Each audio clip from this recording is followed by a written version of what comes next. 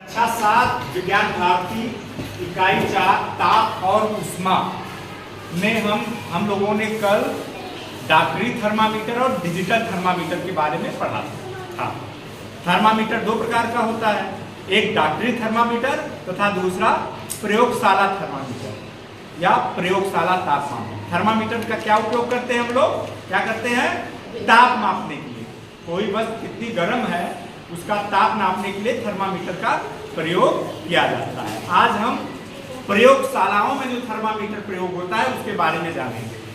देखो, प्रयोगशाला थर्मामीटर, प्रयोगशाला तापमापी का इस्तेमाल, तापमापी माने थर्मामीटर का इस्तेमाल शरीर के अलावा किसी भी चीज का तापमान मापने के लिए किया जाता है।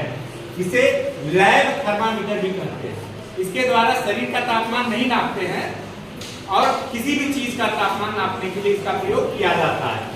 यह चूंकि लैब में, लेबोरेटरी में, प्रयोगशाला में प्रयोग होता है, इसलिए इसको लैब थर्मामीटर भी कहा जाता है। इस पर पैमाना बनाने के लिए तापमापी की नली को बर्फ के टुकड़ों पर रखते हैं। ठंडा होने पर पारा जहां ठहर जाता है उस बिंदु पर 0 डिग्री सेंटीग्रेड अंकित करते हैं, जिसे अधो बिंदु कहते हैं। इसके बाद नली को उबलते जल के वाष्प में रखते हैं। उस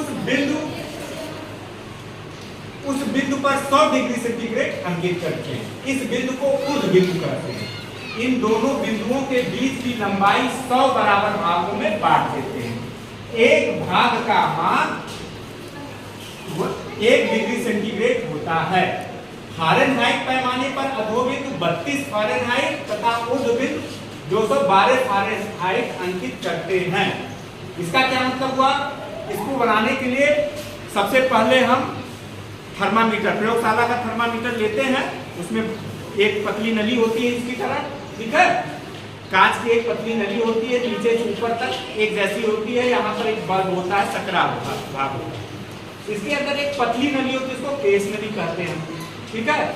इस भाग को सबसे पहले बर्फ के पानी में रख देते हैं या बर्फ में रख देते हैं, ठीक है?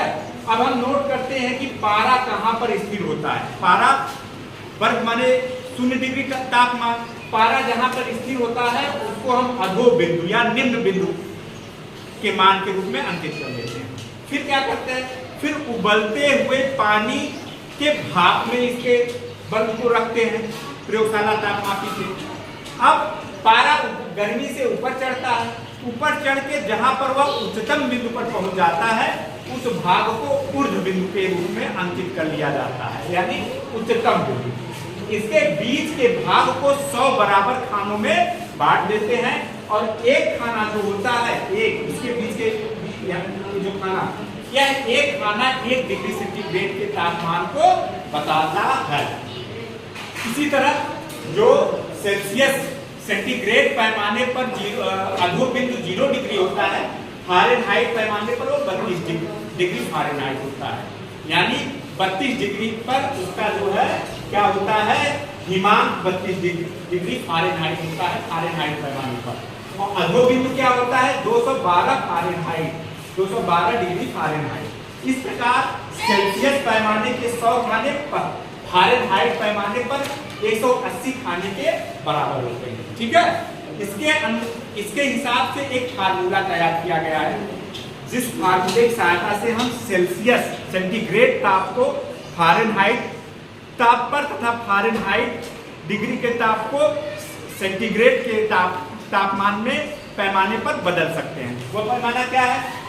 C/100 बराबर या 32/180, ठीक है? यहाँ पे 180 क्या है? 180 जो है फारेनहाइट पैमाने का अधो बिंदु है, सबसे उच्च बिंदु है, जिस पर जल का क्वथनांक है, ठीक? और यह C/100 क्या है? यह सेंटीग्रेड पैमाने पर जल वाष्प का अधो बिंदु है या क्वथनांक है, जिस पर जल उबलता है, उसके भाप का जो तापमान रहता है। इसको हम फिर सरल कर देंगे तो आ जाएगा C/5 बराबर या 32/9। इस फार्मूले की सहायता से हम सेंटीग्रेड पैमाने को C डिनोट कर रहा है, बता रहा है सेल्सियस पैमाने को, यह बता रहा है फारेनहाइट पैमाने को।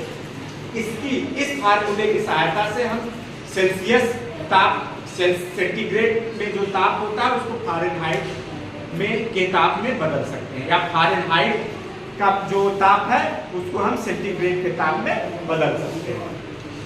यह तुम्हारा हो गया प्रयोगशाला का थर्मामीटर। देखो हमारे स्कूल में भी प्रयोगशाला थर्मामीटर है, ये देखो ना प्रयोगशाला थर्मामीटर है, इसको ऐसे टांग देते हैं। देखो इस समय इसको हम देख रहे हैं तो यह पारा 30 डिग्री सेंटीग्रेड पर रुका हुआ है। किस पर रुका हुआ है?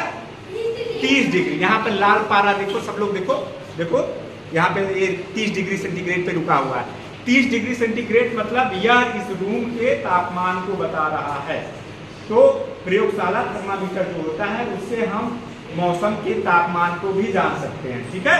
तो यह देखो, यह हमारा प्रयोगशाला थर्मामीटर है। इसको हम रूम में टांग देंगे तो हमें रूम का टेम्परेचर गर्मी, ठंडी, बरसात तीनों में पता चलेगा। अब देखो इसका उपयोग क्या होता है? गलनांक, क्वथनांक और हिमांक मापने के लिए इसका उपयोग होता है, इस पैमाने का, ठीक है। गलनांक माने जिस पर कोई ठोस पदार्थ माने बर्फ जिस बिंदु पर, जिस तापमान पर गलकर पानी बन जाता है वह गलनांक होता है। क्वथनांक माने जिस पर जल वाष्प में बदलने लगता है, उबलकर वाष्पित हो जाता है वह क्वथनांक होता है।